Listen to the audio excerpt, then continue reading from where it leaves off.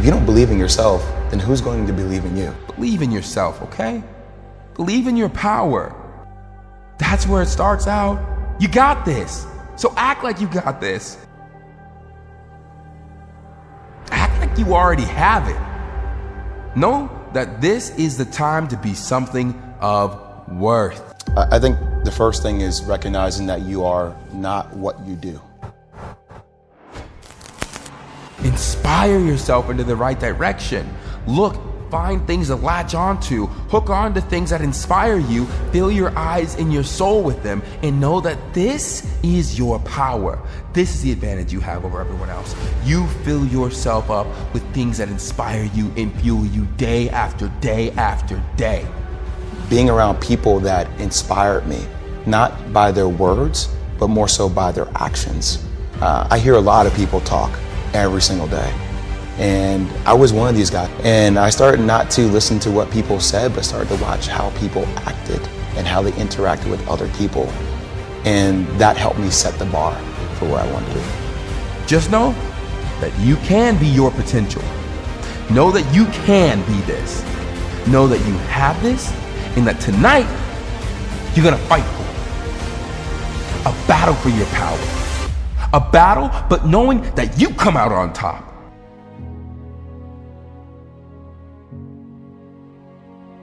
This is what it's all about, you know? And I used to say it all the time, why me, why me, why me? And all of a sudden that conversation changed to, yeah, like why not me? Like why not me? And I think the more you can start looking at facing adversity by saying, why not me? You approach things with a completely different mentality than a person who feels like they're going to be a victim. You start becoming the hunter again. And the more you can stay with that hunter mentality, it will pay dividends. Everyone wants to eat, but few are willing to hunt. Who do you want to be? How do you want people to see you? Stronger, hardworking, successful? If you want people to see you like that you need to change. Change and grow. Strengthen yourself. Build up your potential. Construct your future. Who are you going to be? Are you going to be that person that wallows in their self-pity? Or are you going to be that person that says, you know what, okay, I did this wrong, I did that wrong, but how can I be better? And I think that's what I talk about, that relentless mentality to want to be better at just life in general. And that you have to find balance in life, right? So there are going to be times where your journey is going to be down here and it's going to be tough. And the same when things get high. You know, you sign a new deal, or you have to be able to keep things in perspective. And I think sometimes when I stop, I force myself to assess, okay, what are the benefits? You know, where are the negatives? How can I turn this negative into a positive? All right, let me make sure that I don't get too high and I continue to keep my head down and work harder because I want to achieve more. If it's not for me, for the people that work for me, or for my girlfriend or my mom deserves better. So I try to find that one thing, because I'm very goal-oriented, that I need to work towards. And once I achieve that, it's another goal. And I don't want it to ever stop, because that's what life should be. Be selfish and take control of your life. Take control of your abilities. Take control of your potential. Don't waste any more time. Take courage to provide for yourself. To provide your potential, grasp it. No longer will you be afraid to make it, to change it. No one else is living your life. Take control. Practice. Patience. Progress. Take yourself through the barrier.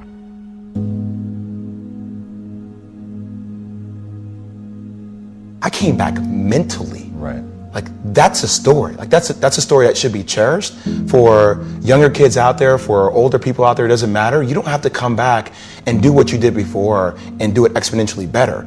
You have to come back better as a person and really value that process. Like that's a comeback. It's amazing when you have to be vulnerable to talk about issues that a lot of people aren't willing to talk about. And I think choose is a really imperative word, because a lot of people choose not to, follow up on things that happened in their past or sit time to reflect. I am where I am, and only I can change it. you are the only person that could change it. At the end of the day, people can want to help you as much as they want to help you. And I don't think complaining is the answer either. I think vulnerability and talking to people about what's actually going on in your life gets them invested in you. And the more you listen to them, gets them invested, you invested back in them. And that's when a bond is formed. But that person can only take you so far. You have to want to take yourself to a different place. And if you don't have that, then you're going to stay stuck. And a lot of people choose to stay stuck. And we see it every single day. And you have to be vulnerable enough with yourself to accept the fact that it happened. Bad stuff happens to everybody. You have to drive your own car. And if you don't drive it, somebody else is going to drive it for you. And that other person is driving it. It may not be a person. It may be a darkness, that entity that we talked about, that is easy to get lost and consumed in. You have the power to become someone that even the deepest part of you trusts, someone you trust to succeed. Become the person that you know you can be. Stand up for your future, for your power, and for you to be something full of the worth that is in you. We spend so much time talking to other people and giving other people advice on what they need to do in their life. And sometimes you need to sit down and give yourself advice on what's best for you.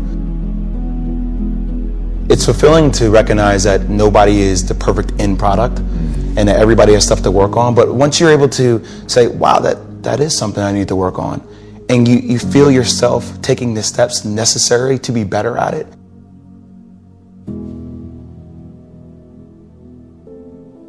Don't do something, you do something because you have to do it. Do something to take a step out of the line. Move away from the ordinary. Don't stop because of failures. Don't quit because it is getting hard. Success comes at a price, and you must be willing to pay it.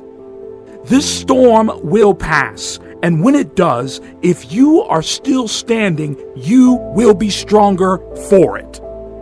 Don't quit. You are already hurting. Why stop now? You have already come this far. Why give in when it gets hard? Why? Don't say, why me? Say, try me. It's not always going to be easy. There are going to be challenges. There's still going to be curveballs thrown at me. But I can't become introverted. I have to continue to get outside myself, because when you're uncomfortable, that's the only way you're going to grow. You're so busy in the minutia and the clutter that you're running through your life with your head down. And it was the first time I had to sit and evaluate. And that process within itself is rewarding, peaceful to my soul and my spirit, but still drives me, because I still know I have such a long way to go, and I have to continue the process and never stop. You want the hard times. You want the pain. You want resistance, because if there is resistance, you are growing, you are developing. Stop wishing it was easier. Wish you were better. As I'm walking onto the court, who do I see? I see Kobe Bryant, already working out. And I'm like, okay, it's kind of cool. It's Kobe. What's up, Kobe? And so I put my sneakers on, and do you ever get lost in what you do, where you end up like, wait, it's been an hour and a half? Like I'm here, I'm in it. So once I set my foot across that line, I started working out. And so I worked out for a good hour and a half. And when I came off, after I was done, I sat down, and of course I still hear the ball bouncing. I look down, I'm like, this guy's still working out. He was working out, like, it looks like he was in a dead sweat when I got here. Right. And he's still going. And it's not like his moves are nonchalant or lazy. He's doing like game moves, I sit there and I unlace my shoes. I'm like, I want to see how long this goes. So I sit out there and watch another 25 minutes. And he got done. I said, okay, I think I've seen enough. Go play, come back, get in the sauna, get ready for the game. That game, he drops 40 on us, okay? And after the game is over, I'm like, I have to ask this guy. Like, I have to understand, like, why he works like that. Right. So after the game is over, I'm like, hey, Kobe, like, why were you in the gym for so long? He's like, because I saw you come in, and I wanted you to know that it doesn't matter how hard you work, that I'm willing to work harder than you. Wow. And he's like, there's nothing wrong with that. Like, I'm not saying I dislike you as a person. You inspire me to be better. Right. And it was the first time I started to see this level of competitiveness where I said, I need to start doing more. Right. Wow. If you think you are the only guy doing an extra hour after practice, you are wrong. When you are doing an extra hour, there is a guy doing an extra 2 hours. Think beyond your team. It is easy to be a big fish in a small pond.